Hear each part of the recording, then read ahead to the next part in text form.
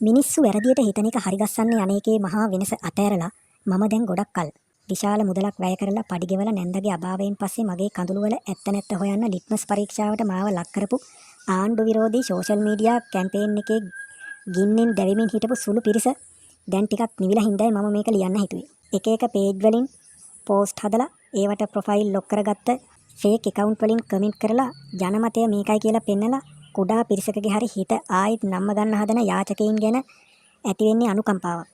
කිසිම රටක විපක්ෂයක් මේ තරම් අසරණ වෙන්න හොඳ නැහැ. නැන්ද අසනීප වුණ කාලේ ඉඳන් නැන්දව බලාගත්ත චන්දික, නිලෝකා, නිල්හාන් ඇතුළු ආදරණීය හැමෝම අතරින් අපේ පවුලේ අයව මේ වෙලාවේ මතක් කරන්න ඕනේ.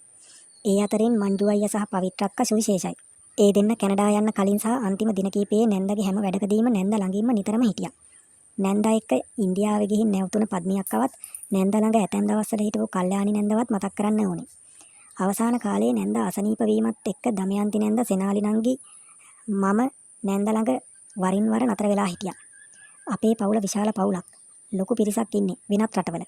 ඒත් නැන්ද අසනීප වුණ වෙලාවේ ඉඳන් නැන්දව බලන්න හැකියාවක් තිබ්බ අය ලංකාවට ආවා.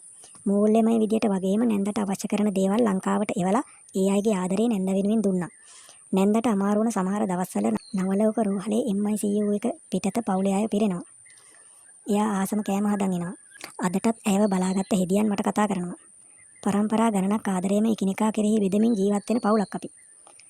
මගේ ස්තුති කතාවේදී මම ස්තුති කළේ නැන්ද ළඟ හැමදාම හිටපු අයට වගේම නැන්දට වකුගඩු රෝගය වැළඳුණු දාසිට ඇයට ප්‍රතිකාර කළ වෛද්‍යවරුන් සහ අනෙක් පාර්ශවයන්ටයි.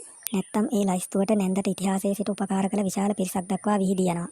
රජය විසින් පූර්ණ අනුග්‍රහය දැක්වූ අවමංගල්‍ය උත්සවයේ කළ ස්තුති කතාවේදී රජයට ස්තුති නොකර සිටීමට මට කිසිදු හේතුවක් නැහැ. ඇත්තටම නැන්ද වෙනුවෙන් රජය කළ මැදිහත් වීම සිදුවන්නේ පවුලේ ඉල්ලීමක් මත නෙමෙයි. ඒක රජය ගත්ත තීරණයක්. නැන්දට ලැබුණේ පූර්ණ රාජ්‍ය අනුග්‍රහය කියන වර්ගීකරණය. එහෙත් තාතාහණියට නිදහස් චතුරස්‍රය ලබා දීම පූර්ණ රාජ්‍ය ගෞරවය සහ පූර්ණ රාජ්‍ය අනුග්‍රහය කියන වර්ගීකරණයේ ප්‍රතිපාදනයක්. එහෙම බැලුවොත් වර්ගීකරණය දෙකක සංකලනයක් තමයි රජය ලබා දුන්නේ. චක්‍රලේඛනයේ තියෙන නියෝග තමයි රජය ක්‍රියාත්මක කරන්නේ. ඒවට එපිටින් රජයට බලපෑම් කරලා ඒ දේවල් අවභාවිත කරන්න කියලා ඉල්ලන්න පවුලේ අයට බෑ. කලින් රජයන් වල එහෙම රාජ්‍ය සම්පත්, රාජ්‍ය මුදල් අවභාවිතා කරලා තියෙනවා.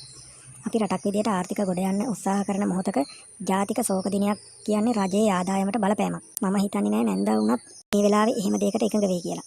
රජය විසින් කරන කිසිදු විමර්ශනයකට බලපෑමක් කරන්න කිසිදු පුරවැසියෙකුට අයිතියක් නැහැ. ආව විවේචනය කරන, අපහාස කරන, අභියෝග කරන සියල්ලන් මතක තබා ගත යුතුයි. මේ දේශපාලන සංස්කෘතිය වෙනස් කරන්නයි අපි ඉතිහාසය පුරාම වැඩ කළේ. මම නැන්ද වෙනුවෙන් මට කරන්න පුළුවන් හැමදේම කළා.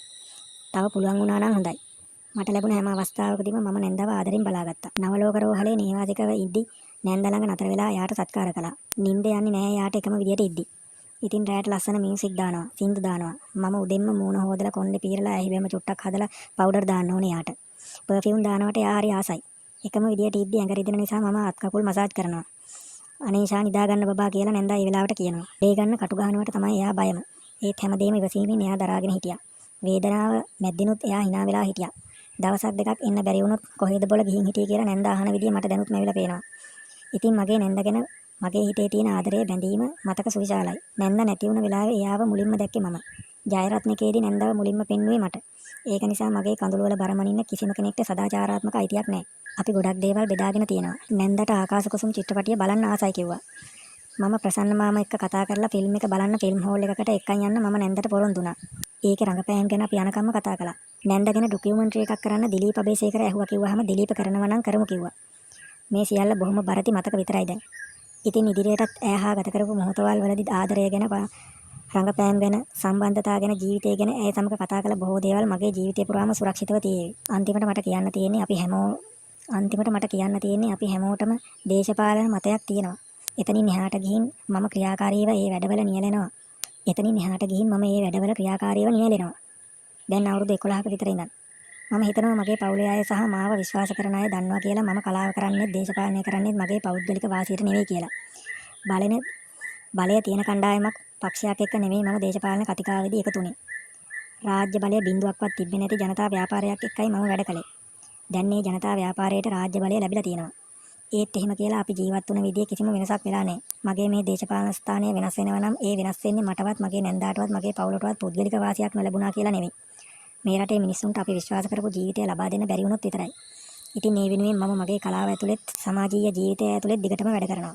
මතවාදීව මොන පරස්පරකම් තිබ්බත් මා සම්බන්ධයෙන් මගේ නැන්දට ඇතැමුන්ගෙන් කුමන ආකාරයේ දේවල් අහන්න ලැබුණත් මගේ ලස්සන නිරාංකාර නැන්ද හැමදාම මං හිමින් යන ගමන ගැන සතුටින් හිටිය කියලා මම දන්නවා.